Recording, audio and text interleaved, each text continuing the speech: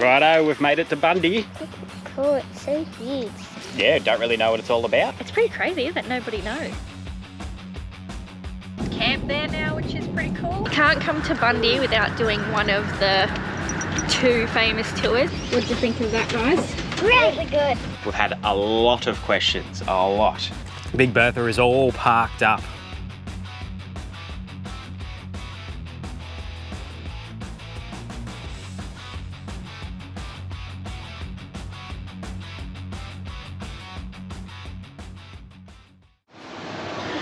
Morning, kids. Good morning. How cold was it last night? Yeah, it's pretty cold. It got down to something like, I don't know, it must have been 7 degrees. Yeah. We weren't prepared. At all. I hadn't fixed this diesel heater yet, so we have no heating, apart from now I've got the aircon turned on. So just running that on heat mode. Chewing the battery, obviously, because any heat mode on an aircon, or anything an aircon does, chews the battery. But anyway. Oh, we're driving today, so. Yeah, so it's not really an issue. Recharge. But we're going to get going early because there's no point in hanging around in this cold. We'll get in the car and warm up. It's not like we're somewhere amazing. No. We're just at a roadside stop, so. But we'll get going, and I've got to figure out this heater because it's only going to get colder. Yeah, and Toby left his spare blanket in the car last night, so I was awake at 3:30 worrying about him freezing, putting all my jumpers on him and stuff. I just didn't think it would get this cold this quickly. No. Oh.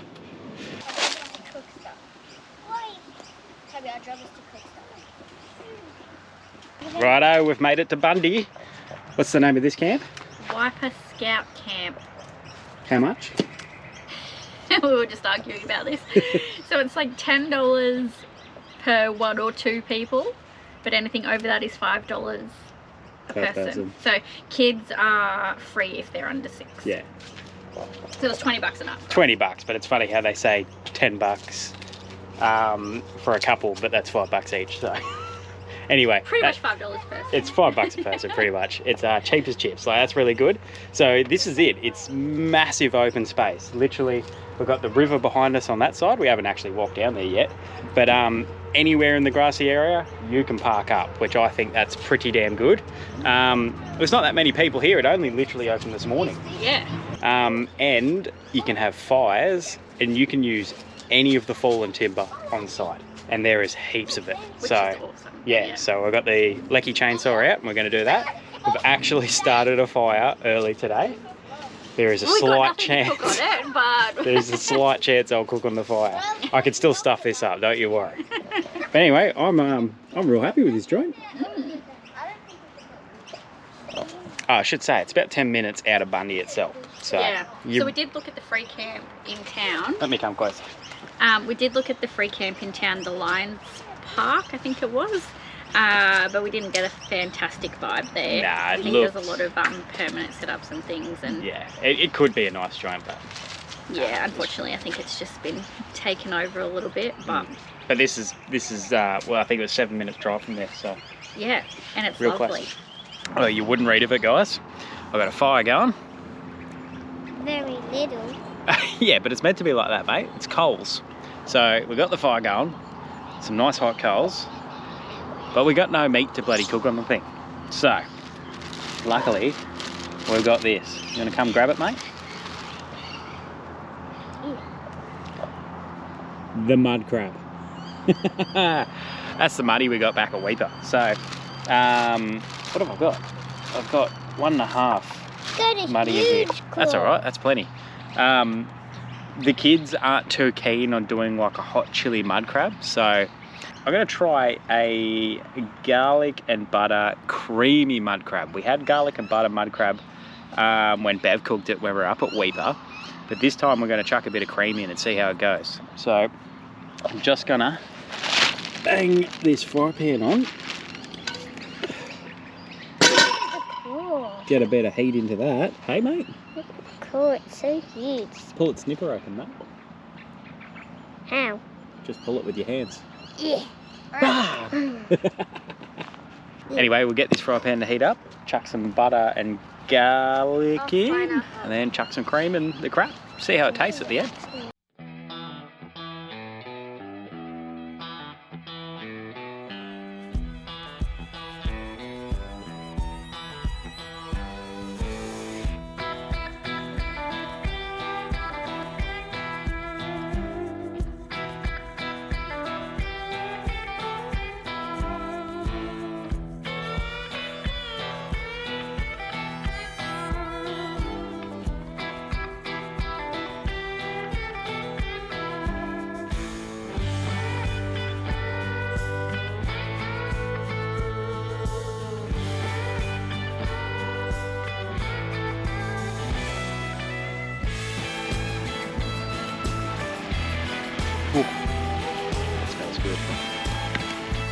Right, who wants a lollipop? Me!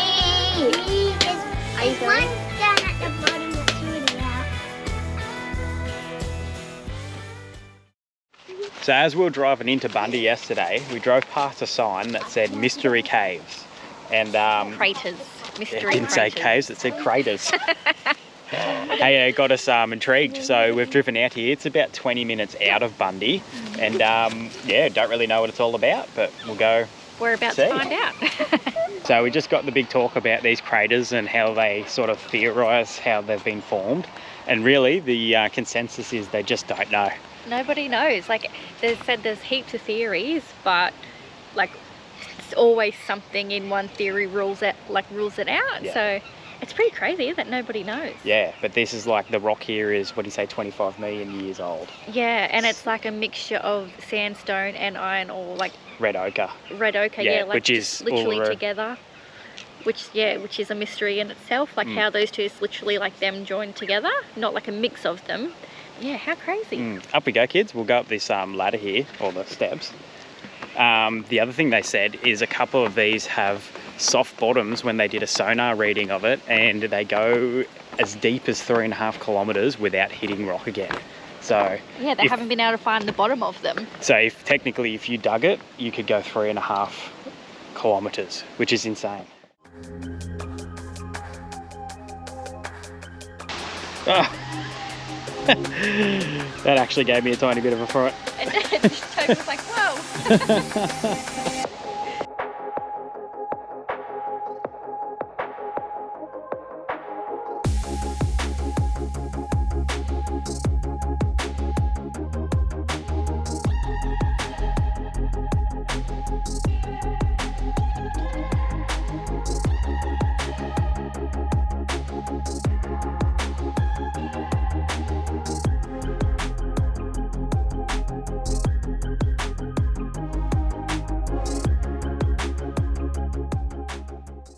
So this is a bit of petrified wood that they found in these craters when it was excavated.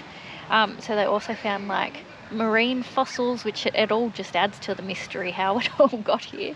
It's just crazy. Hey, that was a very cool place. We ended up speaking to the owners. They were actually a travelling family on the road as well. They pulled up here to purchase that recently. So they're going through the process of doing the place up and upgrading it. You can camp there now, which is pretty cool. Yeah, so they just opened that. They haven't advertised it. There's only the sign out the front. So by the time you see this, that will be in full swing. So I recommend going and checking it out. Nice big open area to camp in. The kids even just said, they were just like, that place was really cool. Everyone should go there. So there you go, straight from the horse's mouth / kid's mouth. And they do good coffee. We had a coffee there. Yes. It was really good. Very impressed with the coffee. They actually gave us some of the coffee beans. Yes, a local roaster. Yeah, looking forward to that tomorrow. Now, what are we doing? No, I'm the driver, you're the navigator. See where we end up. We ended up coming for a drive out to Bargara. Now, that wind from the storm front that's coming through, it's starting to really blow. So I think nowhere's going to be nice from tomorrow. So we figured we'd just get it in now. We've been to Bargara before, many moons ago though. Beautiful spot, hey, like just one of those coastal towns that I think it's a lot bigger than last time we were here, because it definitely feels a lot bigger. Everyone's cottoned on that it's such a beautiful place. But we're just going to go for a walk along the waterfront here.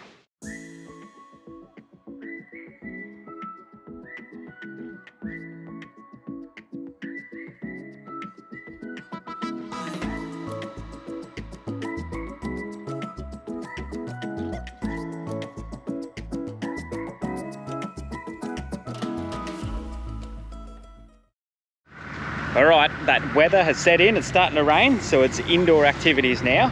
We're heading into, what's it called, Erin? The Bundy Barrel? Bundy Barrel. You can't come to Bundy without doing one of the 2 famous tours. So there's the Bundy like soft drink one, and then there's the Bundy rum one. Yeah, so this is the soft drink one. Yeah, so we've decided on the soft drink one for a few reasons. 1, kids can enjoy it a bit more, and 2, this guy can't drink rum. Or any dark spirits.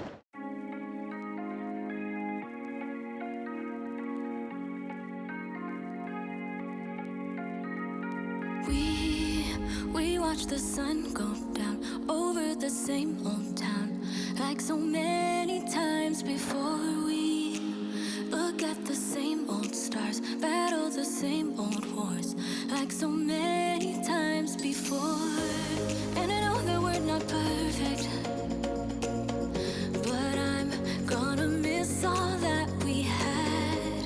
Yeah, I know that we're not perfect. So press the button and a smell will come out and you gotta get ready.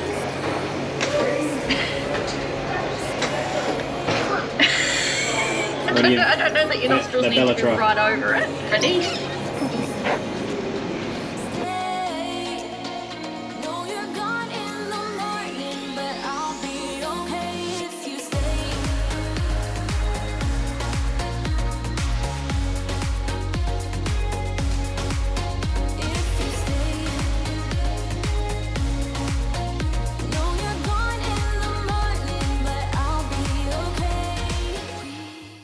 What did you think of that, guys? Really good. It was great, wasn't it? My favourite was the creamy and soda one. Righto everyone, it's finally time to let you know about this Cowfish 5G Van Connect system. We've had a lot of questions, just regarding how it works, how good it is, and we weren't answering any questions because we wanted to test it out and really see how it works before we go and give our feedback. Hey, it's sort of, yeah, we don't want to just slap something in the van and say, hey, it's good, go buy it. So this is not a Starlink replacement by any means. We use Starlink. Starlink is fantastic. This is an alternative for people who don't want to spend the money on Starlink and sort of don't need that reliable internet. Well, not reliable, but they can go to a campground that doesn't have any phone reception and deal with not having internet. Yeah. It's more of a budget option too, because Starlink is very expensive per month and this is cheap. So like Starlink, relatively comparatively. That's right. Starlink, $172.50 I think it is currently per month. This Cowfish, I'll show you the unit. Oh, as Erin goes and drops the coffee.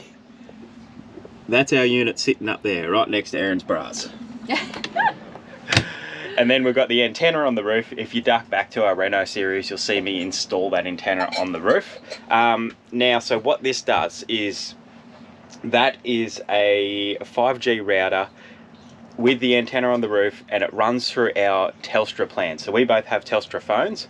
What we've done is we've gone into Telstra, we've asked for the $10 data share SIM card. So what that does is lets this unit use our data that we're already paying for on our phones. So we're looking at $10 compared to $172 a month, which is great. Now, where we are right now, it is raining. I don't know if you can see very well, but it's a pretty overcast day. And if we were to run our Starlink all the time, we're running it off the inverter. So we've had... The inverter has to be on. Yeah, that's the problem with Starlink. Everyone knows that. It runs off 240 only. So this thing, we've got it going now. We've packed up Starlink and we're sitting here. We're streaming telly. We're doing everything on the laptop, the phones and all that gear. And I'll tell you what, it's going really good. So I don't know if Alex said the reception here is not fantastic. 2 bars of 4G. It's not the worst. I mean, that's all right, but yeah, but it's very slow. But this is going really well. So yeah, it hasn't stopped to buffer at all. So 2 bars of 4G, everything's running well. Now, to be honest, it's almost running on par with Starlink here because of the tree here. So I had to muck around a bit with the dish. Everyone who has Starlink knows that if you've got trees hanging over, you gotta position your dish so it can see up to the satellites. So once again, not a replacement, but this is a good alternative when we want to turn our inverter off. And even if we don't want to set up Starlink, if there's enough reception, that's the other thing, obviously. If there's no reception, this will not work. It doesn't magically make internet, so it's based off your phone reception. But so far, very happy with it. You? Yes, going very well. You? Of course you're happy. You get to watch stuff on your pad. Here we go, guys. Big Bertha is all parked up. We drove from Bundaberg. We stopped in at Gympie. We had caught up with our friends Adam and Asher. Yeah, mates that we met. Where did we meet them? Bulli. the first lap, a couple of weeks into the first lap. That's right. So it was great to catch up with them. They're living in Gympie now. And then we just shot back, parked up old Bertha here at my mate's place. This is where she's going to sit for the next 2 months. Now, don't worry. You're not going to have to sit there and wait 2 months for more content. The whole way we filmed this and everything is pretty much we are going to roll straight on to... You won't really notice a gap at all. So. No, so we'll be straight into the next series with maybe a few episodes in between. I'll have to ask you, Erin, what is your favourite part of that shakedown trip? Oh my goodness, I loved Delau Beach. Oh, that was amazing. It was stunning. I hated, I'll tell you what I hated though, the humidity. I struggled hardcore with the humidity up at the Cape. Whereas I loved it. Now being back in Brisbane, it's obviously a bit cooler. Yeah, I struggled with the cold, so... I'm quite comfortable here, but... All right, Erin's moving south, I'm moving north. We're separating, we're going to opposite ends of Australia. Hey, look, the whole Cape was amazing. I can't pick a favourite. It's just... Oh, throw me under the bus. Oh, okay, all right, I will. Yeah. Like... I took yours, didn't I? Yeah, Lao is really one of the highlights. Look, getting in the boat at Seisha was awesome, but then also when we got to Lake Proserpine, Peter Forst Dam. Yes. That was one of my favourites. Catching / not catching that meter barra. It's just such a cool spot. Definitely, we are putting that one back on our list to go to in warmer weather when the barra are biting properly. I have unfinished business there, so we are going back. Hey, you might also be thinking, like, oh, you shot past so many awesome places, and we have spoken about this before.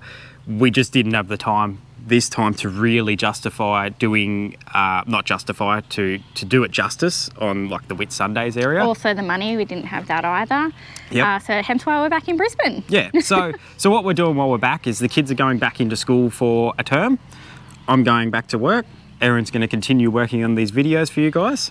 And then, yeah, back on the road. It's going to be awesome. I can't wait to get back out there. The other thing we wanted to ask you guys is, what would you like to see on a shirt? We want to start expanding our merch range, so we're trying to come up with some ideas and we'd love to hear from you. Yeah, let us know. Hey, also, let us know, what was your favourite place that we went to through that whole trip? Where would you like to go? Yep. Hey, so Bertha did extremely well on that shakedown trip. She did. What's your thoughts? Are you happy with Bertha? Are you glad we sold the last van? Do you wish we had the old van again? I love this van, and it's crazy because I didn't hate the last one. Like, I love the JB too, but I never just sat in it and said, I love this van, which I do that all the time, don't I? I'll just be sitting in bed and I'll be like, I love my van.